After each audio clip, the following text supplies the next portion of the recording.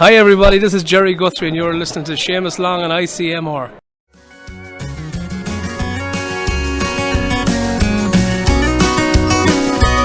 Yeah, I got my love of music from that old guitar.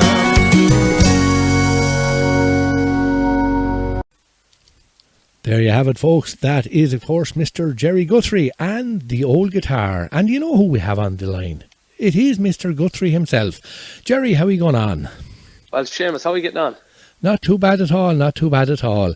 And It's great to be talking to you. It's great to be talking to you. It's great to be talking to anyone these days. Now, we would have brought you in.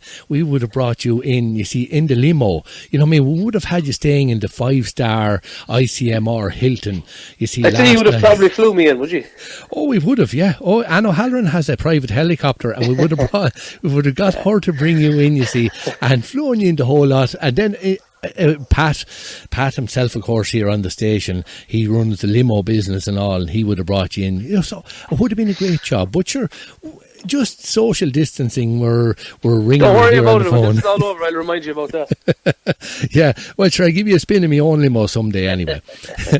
Now, Gerry, anyway, just a little bit there about your own start in the music scene. Like, Henry McMahon wrote that song, The Old Guitar, there, especially for yourself.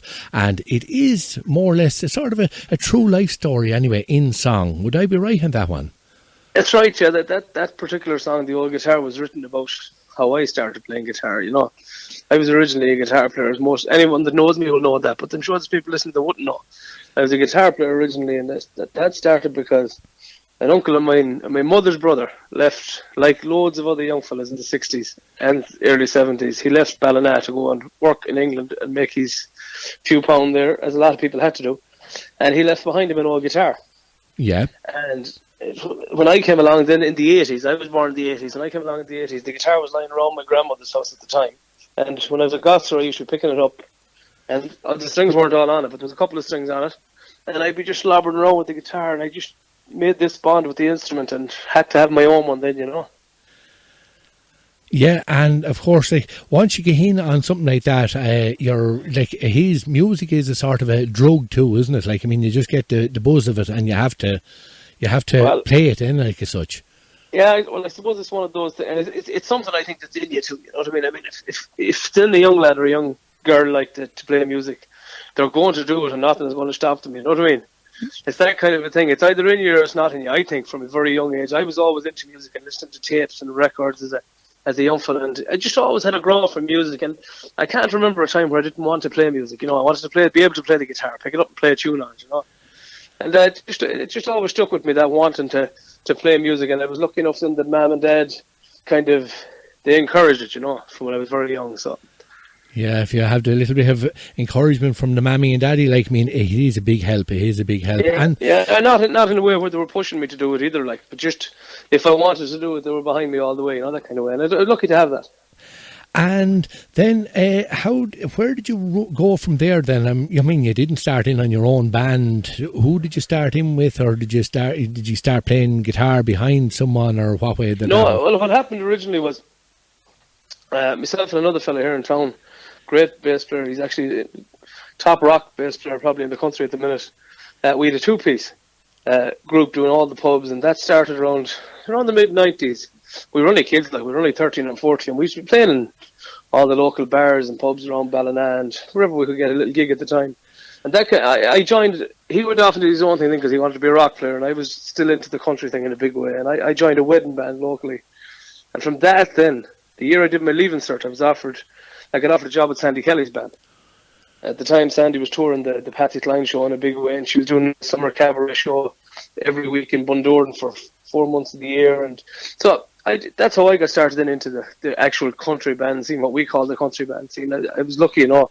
I got picked up by Sandy's band, and sure, you know, the world of experience that lady has. Oh, you never went out a night where you wouldn't be learning something, you know. And a pure lady as well. 100%, absolutely, yeah. I've had the pleasure of working with Sandy. When I was with the Silent Mikes years ago, and Sandy was on in Clontarf Castle, and we did a week with Sandy on After Us, if you like. We were doing support to Sandy, and if you weren't able to learn from Sandy Kelly, you'd learn nothing. Plain and Yeah, that's simple. it. Yeah, I always found that too. And even like I worked with a lot of different bands after that. Then I went on to play with Louise Morrissey and Martin Cuff and a guy called Sean Cuddy as well, who had the band up there in Donegal. And all of those people had different skills and different crafts, but you'd always learn something from, that kind of way. You'd never come home at night where you wouldn't pick something up. And I still find that today. Like, we do lots of these shows where there'd be 6 or 7 artists on a show. Maybe like you could have Ray Lynham and myself or Rolly Daniels or whoever's on. Like, and you'll always pick up little things from watching other people perform. I always found that out myself. Yeah, and of course, well, now at the moment we're all off the road, as the fella says. You and every other artist that's out there is off the road, and sure, we're just having a little bit of a chat here tonight, and sure, saying hello to all the different lads and ladies listening in. Of course, yeah. Everybody in the country's off the road, and it's a very strange place for us to be because we're so used to being going and on the move all the time that we don't know what to do with ourselves and we have to stop. But at the same time, you have to take the good out of it. Like, take the time off. It's not going to last forever, No. In a few weeks, again, with the help of God, if everybody does their bit, in a few weeks we'll be all back on the road, and people will be able to go out and see what they want to see. But everybody has to do their bit and stay at home for now, and it's for the good of everybody. We're all in the same boat, and we can't forget that, No. And of course, keep the old hands washed and everything else like that. And yeah. And sure, it's like this. Like, there's people able to listen to you tonight now. Like, that normally they might be out dancing. Like, but well, sure, they're getting to listen to me as well. But I'd say they'd rather listen to you somehow. No, I'd say they'd rather. Look, there's nothing stopping them hopping up there in the kitchen for a dance either. We'll get back to the dance hall soon enough. But it's important. And look, it's important. One thing that people should have to remember is the health is the wealth. Health at is the the end wealth. of the day, if you're able to put the 2 feet out in the morning and get up, you're winning. So, and I know it's not easy on people too, being in the house all the time and all the crack that goes with it, but it's not going to last forever, and we'll be back playing for everybody in the dance halls and the theatres before we know it, with the help of God. Well, sure, it's like someone said, like, the person that they feel sorry for is the husband or the boyfriend that has been saying for years, I'll get at that whole job there now when there's a bit of time. Yeah. There's a lot of, the only thing that's saving us, a lot of people know, is that the hardware shops are closed, so we can't get the stuff at the DIY, so we're sound. The only thing we can do is go for our walk or our run every day, and then stay in the house besides that, Yeah. Now, I tell you, will you say hello there, Gerry, to a few people for me?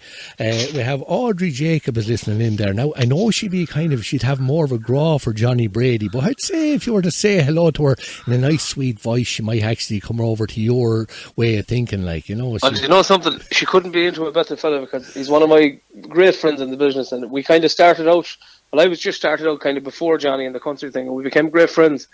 And Audrey, you couldn't like a better man because he's one of the finest fellas you could meet. And a great performer, much the same as yourself, like, Great. Johnny's a great lad, super talented fella. And Josie Carroll, say hello there to Josie as well. Josie, how are you keeping? I hope you're keeping in well and keeping safe at home. That's the big thing at the minute. And of course, we have Kathy Doherty. She's listening in there from Manchester, and she wants all the way from Manchester. I was talking about those bands that I played with. Sean Cuddy and Louise and them. Many of the time we played, when I was only a young bucking at the time in Manchester, we played in Cheetham Hill Road many of the time in the old Irish Centre, and it was a great place to go at the time. And sure, maybe Kathy might have been one of the ones dancing there in front of you and throwing pieces of clothing and stuff like that up in your dinner. She's probably throwing them at Sean Cuddy or Martin Cuff. I would not give it. So we had a great old time over there, and we always met a lot of, every time we went to England, or you go to those Irish centres in particular, you'd always meet people from home. There was always somebody that knew someone from home, Yeah, it's great, all right, yeah. Anytime I was over myself as well, like, do you know so-and-so? And what? How do you know him? Oh, yeah, sure, he was, and... yeah, exactly, yeah. And a quick hello there as well, if you don't mind, to two of the presenters here on the station. We have Maggie May Cadigan, and of course we have Anne O'Halloran. Now, both of those would be huge fans of yourself. Like, Anne O'Halloran actually wanted to come into the studio here and sit in on the interview and all, but I had to tell her, Gerry won't be there. And she says, I still want to hear his dulcet tones. So, well, hello Maggie May, and hello Anne. Anne, for as long as I've been on the road, has been a great supporter of ours, and anytime we're ever down that neck of the woods, we always see them at the gigs, and no doubt we'll be back. We'll be back soon, Anne, down that neck of the woods. Now, and of course, there's a couple of listeners that are big fans of your own now. Of course, Nicola Arnold would be one, but then there's a sort of do you remember the, what was it, Austin Powers? You had Dr. Evil and he had a mini-me. Well, you see, you're known as Gigi, and of course, there's a mini Gigi, and I think you know who I'm talking about, do you? It has to be my great friend Ian. I was watching him the other night on Facebook singing.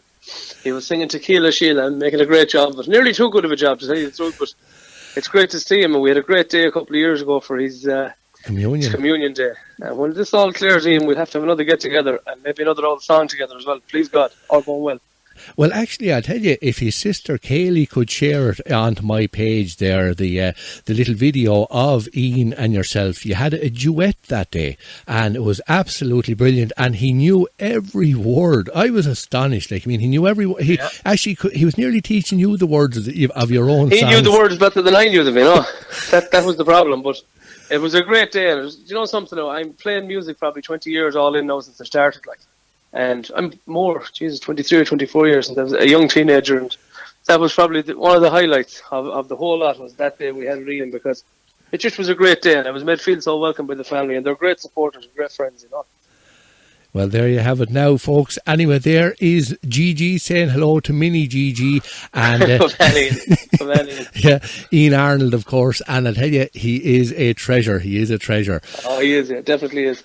Now, anyway, I'm going to love you and leave you and cast you off there, shall we say, because I'm sure you have a walk or something to do there, Gerry. I'll tell you, I was out for a run today now, so there's no point in me telling you lies and saying I have something else to do, because I can't do anything else. So it'll be the feet up now and watch a bit of telly like every other night for the last. But believe it or not, we're 4 weeks off from, what day is today? Tuesday. Since Sunday, we're 4 weeks off. 4 weeks. And it has flown by in a way, you know, but we're all dying to get back on the road and get back to doing what we're used to doing. Do you know what I mean? Yeah. But we'll be back, and let everyone not worry about it. We'll be back all in good time when this passes over, and when it's safe for us all to be back in the dance halls, we'll be back. Perfect.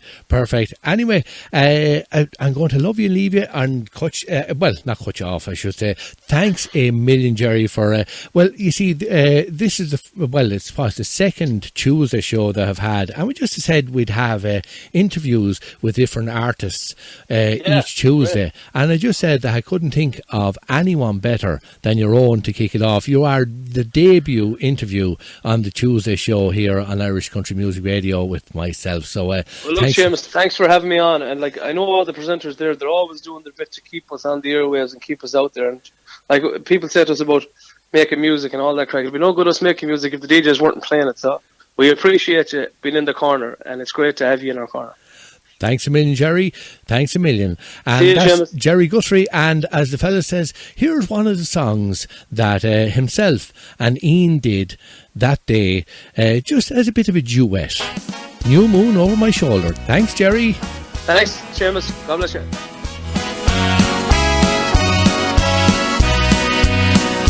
There's a new moon over my shoulder, and an old love still in my heart. Bringing you the best in country and Irish music. This is your station, irishcountrymusicradio.com.